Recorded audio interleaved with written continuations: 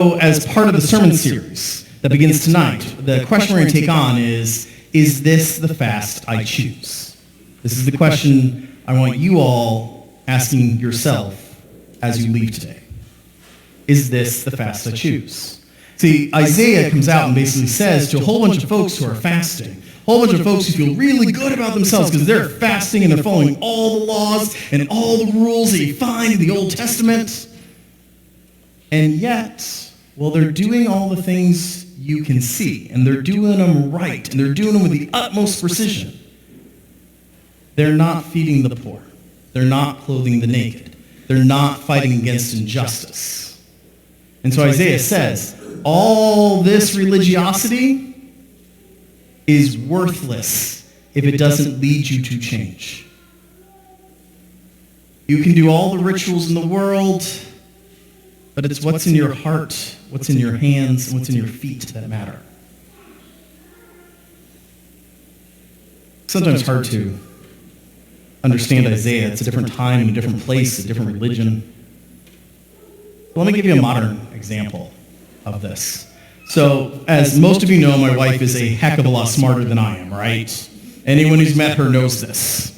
Okay, so she went to Yale Divinity School because she's super duper smart, and I of course then went as the spouse to a Yale Divinity School student when she went to seminary. And so I was there, and one of the interesting things about Yale Divinity School was that they would have these every so often town halls of just the students and professors and stuff so they could decide as a community, what are we going to do? Okay, and so I would go to these town halls because they were always at least entertaining to watch. The human dynamics at play. So I was sitting in the back one time, and this one student stands up and he says, you know what's coming up this semester? Earth Day. And then he went on this brilliantly long theological treatise that you'd only have at a seminary about the importance of creation and care for the earth, and everything he said was right. Okay? And then everyone else in that room, with the exception of me and two other spouses, felt the need to get up and speak a great theological treatise on how we should care for the earth. And so what the group came up with was a brilliant idea after what felt like hours. And their idea was, we'll turn off all the lights, we'll turn off all the electricity, and we're going to have one day, Earth Day, with a zero carbon footprint. Nice idea. Sort of cool, sort of neat. And they'd given great speeches. Let me tell you, the sermons were amazing. Okay. But I thought to myself, that's a lot easier said than done. Right? So I thought I'd sign up for the email and see how things were going to go over the next few weeks. So the first email that came out, any of you who knows universities will understand this, the first email comes out from the dean. The dean goes, I am so excited that we'll be doing this wonderful thing for Earth Day. However, I've been contacted by a number of the professors who are tenured, and they have already informed me that they will need to keep their computers on because they're doing important research.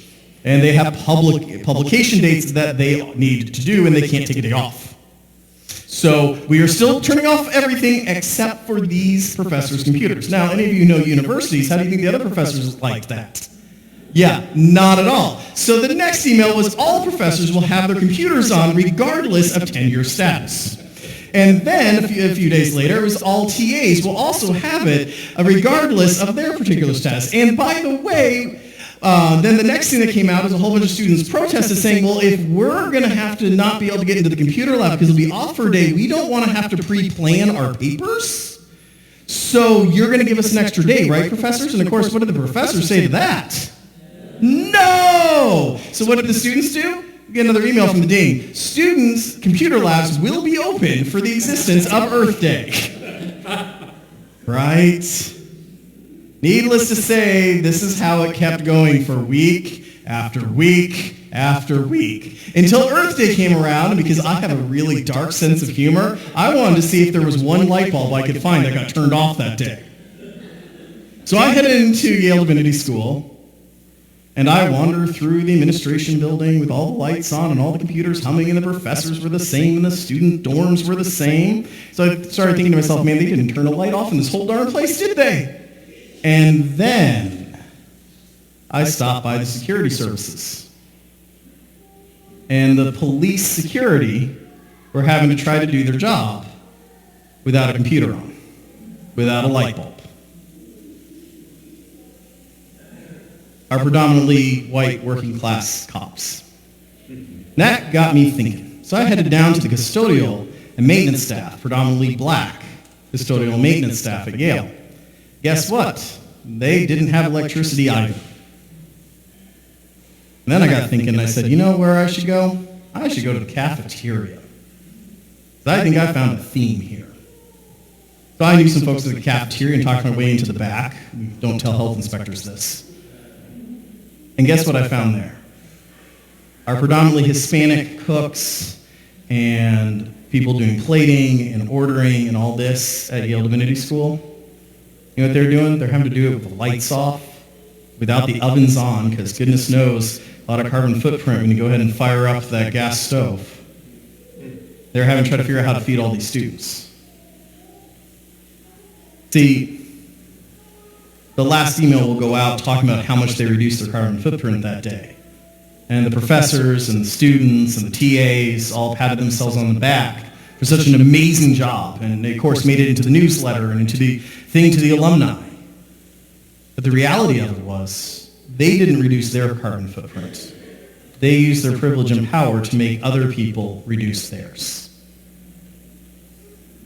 They weren't standing in solidarity with anyone. They made others sacrifice so they could feel good. This is the sort of dead religiosity without spirituality that Isaiah is talking about. Because it's not just that someone is hypocritical. It's not just that someone is out there doing something and not interacting with their spiritual side. It's that when we do that too often, it doesn't alleviate oppression, doesn't even register as nothing. It's not neutral. It often simply goes ahead and extends the oppression a step further, a day longer, and makes those folks who work the hardest have to work harder, not for their glory, but for ours. Now, this is not something limited to the academy. Do not feel that I am picking on the academy, because I'm about to pick on the church. So here's the church for a second. We're not beyond this, and I don't mean us here today. I mean the church in the grander sense. You realize that the ELCA is currently in a full communion covenant with 9 other major denominations: United Methodists, Presbyterians, UCC, I can go Episcopalians, I can go on and on, the Moravians down the street. And all of us have little itty-bitty parishes all over the place struggling to survive. And so one of the great reasons we went ahead and worked so hard, and our theologians worked endless hours to get these things assigned, was because there was the idea of like, well, if you have a little failing Episcopal church and a little failing Lutheran church, they could combine, and maybe they could get some ministry done in their town, right? This sounds like a great idea. Now, if you combine, now we have 10,000 churches, and the United Methodists have like 20,000, UCC and Episcopalians together have another 10,000, the Presbyterians have about 7 or 8,000. You're getting the point here, right? We're talking thousands and thousands of individual churches, right? And obviously this doesn't apply to every church, because not every church is running into troubles, but a lot are. You know how many federated, unified, or cross-denominational sharing of pastors are occurring in the U.S. right now? 42. 42. You don't believe me? Look it up at elca.org. I'll help you work your way through the directory, because it takes a lot of subdirectories to get to. But you can find it. I asked bishops about this, like, guys, why are we not? And they're like, oh, trust me, we would love to. But you know what happens? You go to the 2 little churches in the town, you say, hey, why don't you guys work together? And they go, yeah, it's a great idea. And then someone says, now hold it, I'm head of Ultra Guild. Who's going to be head of Ultra Guild at the other places? It better be me, or I'm not on board. I'm council president. Who's going to be council president if we join? Because if it's not me, you can only imagine how this continues down, much like the emails from the academy. And that's what makes it so hard. Even though it could allow us to do so much more ministry. Both buildings go together. We know the history of doing stuff like that, right? We know from our own history the experience of 2 communities coming together and how much more ministry we do now because we did that. And yet we have many little Lutheran churches out there that are not taking the deal. when they could do so much more ministry, they could feed so many more people, they could clothe so many people, they could do so much more for justice. And they're not. You may be wondering, what does this have to do with me and Lent and this fast I choose thing? Well, here's the thing. Most folks I know give up something for Lent, right? Okay? But here's the thing. Most folks I know also like to give up the same thing, or like in the same zone, like this year I'm giving up chocolate, and next year I'm giving up soda, and next year I'm giving up Yahoos. 3 people know what it's a chocolate soda? Okay. There we go, a Yahoo. Okay, Google it, folks. Yoo-hoo, is it a Yoo-hoo? Okay, Yoo-hoo. See, I don't know what I'm talking about. Yahoo. Yahoo's the email that doesn't exist anymore. Sorry, Yoo-hoo. This is what happens when you try to memorize things, and it's Yoo-hoos. You know what I'm talking about now, Yoo-hoos. Little yellow chocolate. Anyways, so here's the thing. When you do the same thing day in and day out, it's crazy to expect different results, right? So if you've given up chocolate before, and you're thinking to yourself, I'm going to give chocolate up again, my question to you would be, what do you think you're going to learn this Lent by not eating chocolate that you didn't learn last Lent by not eating chocolate? Or soda or whatever. Now, if you truly believe that what is keeping you from being a better person that God is calling you to be is the amount of soda you drink or chocolate you eat, then by golly, give up chocolate or soda. There's nothing wrong about doing it. But if you've already done it, why do you think you would learn more now than last time? See, if we don't try something new, you're never going to get new results. See, Lent is this idea that we need to take time in our lives to take a baby step forward into being more the person God wants us to be. Do not believe you're ever going to need to try to be perfect. We're never going to get there. But God does ask us to try to be a little better this year than last. Try to be a little better next year than this year, right? Baby steps is how you get anywhere. You eat an elephant one bite at a time. So I'm going to pose the question, what is the fast you're going to choose? Are you going to choose to do the same old fast? What I can tell you is it will give you the same old result. Or,